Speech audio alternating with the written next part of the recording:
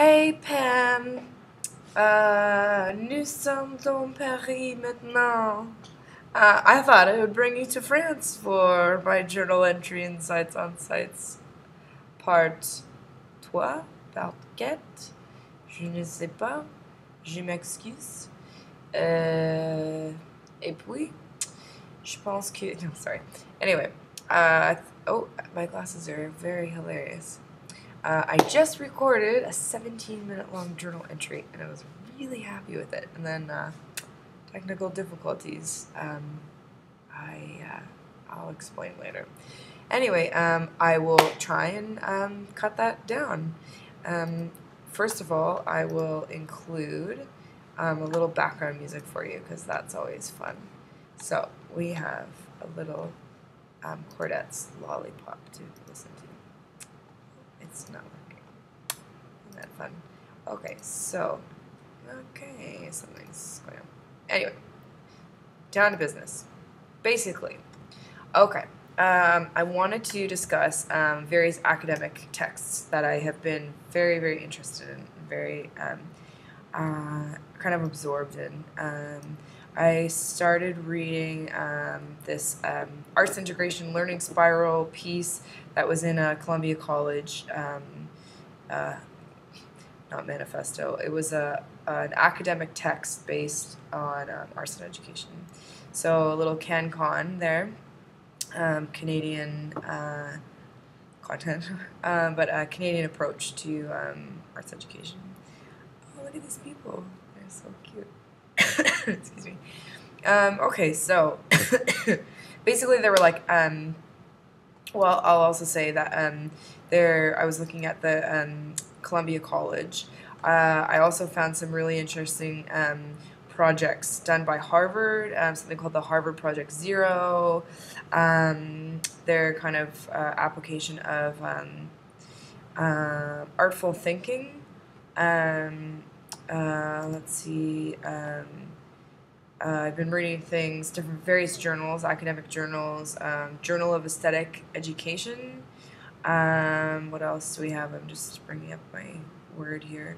The Arts and Academic Achievement, What the Evidence Shows. So there's like executive summaries of various pedagogical workshops and approaches to teaching and art and everything. Yeah, so back to business. I wanted to just discuss for this journal entry, since we are in Paris, that has nothing to do with what I'm about to talk to, but I talk about what I just let's keep it fun. Anyway, so there are basically 8 stops. You know, as if you're on this like road trip to arts education, education through arts, creative thinking. Hopefully, this journal entry is creative. You know. Anyway, so through this diagram, kind of like what is it? The Fibonacci sequence, the cochlea, you know, the inner ear spiral, seashell, beautiful formation. The first thing on that agenda, on that arts and education road trip, is discovering your intentions for teaching and learning. Primary foundation for why do you want to do this? Why? So this is kind of my self-reflective. Why do I want to do this? So my intentions for, oh man, I really had some really good stuff in my last one that just got deleted. But anyway, it's still up here. So my intentions for teaching and learning. Basically, to sum it up, I believe in creative thinking. I believe in not only thinking creatively, but creative thinking. Hopefully, that little switcheroo contextualizes the meaning, kind of switches that up. I'm babbling, sorry.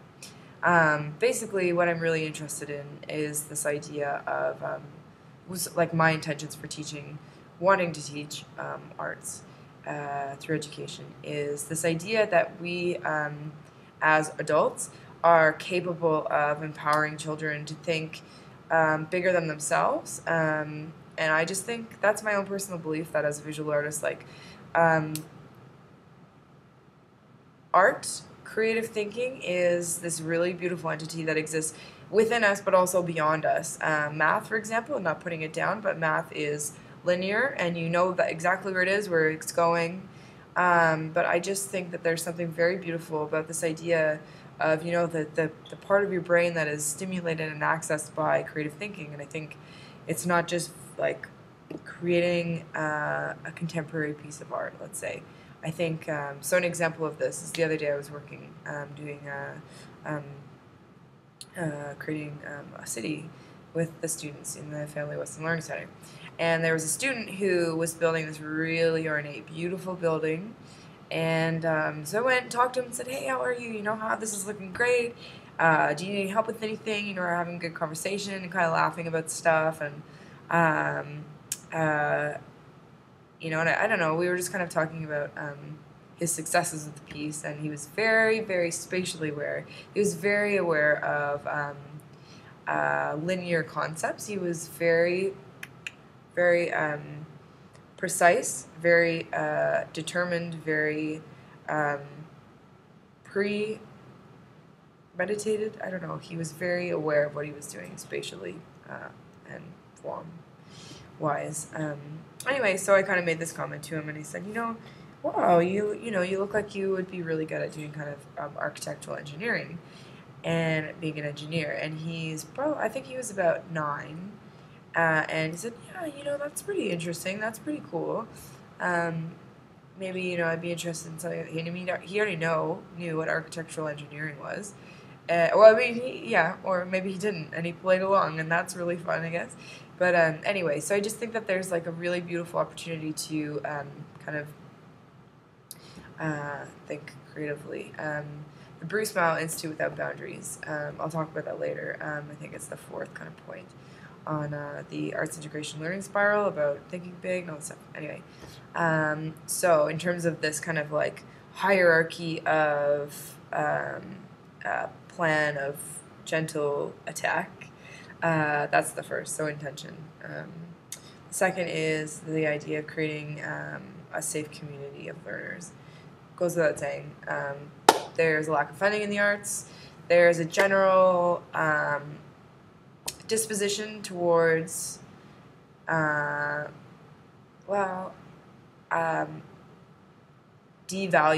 the arts. Instead of seeing it as a tool of being able to kind of expand your mind and maybe think outside of the box a little bit. I think that there's a real you know, Weinstein or whatever on the concept of creative arts. And that doesn't seem to be translating over into like the practicality that it could have in the real world. Anyway, how are those people doing? Oh, skateboarding. Joie de vivre. Anyway, the next kind of thing being assessed for this is learning in the language of the arts. So this goes without saying. It's like you're going to teach the arts. You know, you need to be immersed. You need to be well-rounded and involved in what you're talking about. Not you. Sorry, I'm not talking about you. I mean, kind of myself and everyone in general. Okay. Favorite. It's the idea of immersing students and all participants involved in big ideas through art making. This is so exciting to me. I feel like new brain tissue is created when you're thinking big, you think creatively, you're allowing yourself to really explore the possibilities of life. That's amazing. This is something that I am definitely and will include in my teaching philosophy that you know, kind of is in the same vein and something that attracts me very much to the Bruce Mao Institute Without Boundaries, that, you know, like he was asked to redesign the layout of Mecca. Too many people, not enough space. I mean, it just blows my mind. You know, he's a very, very innovative thinker.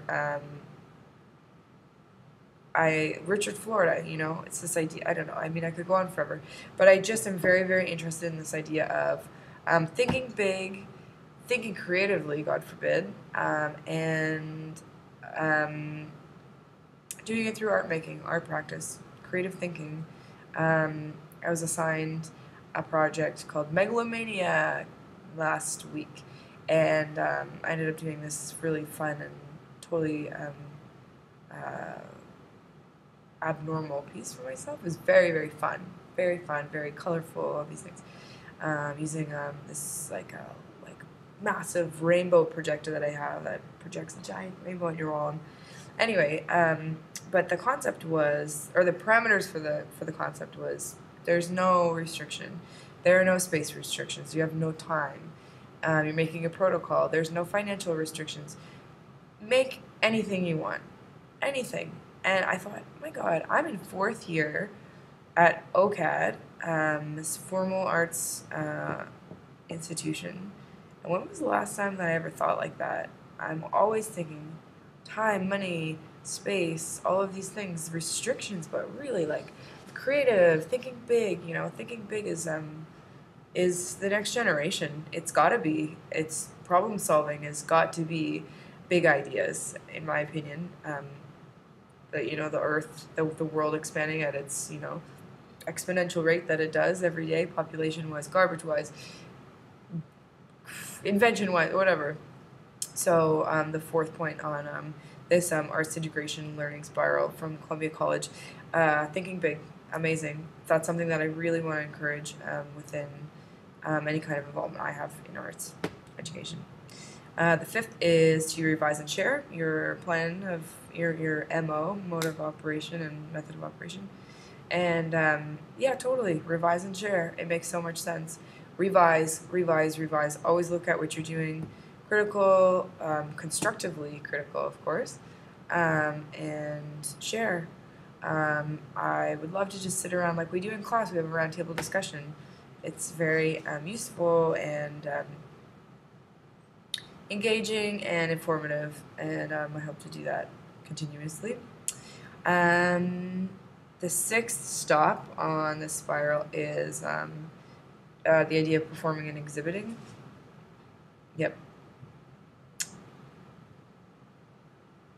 Yep, I just agree.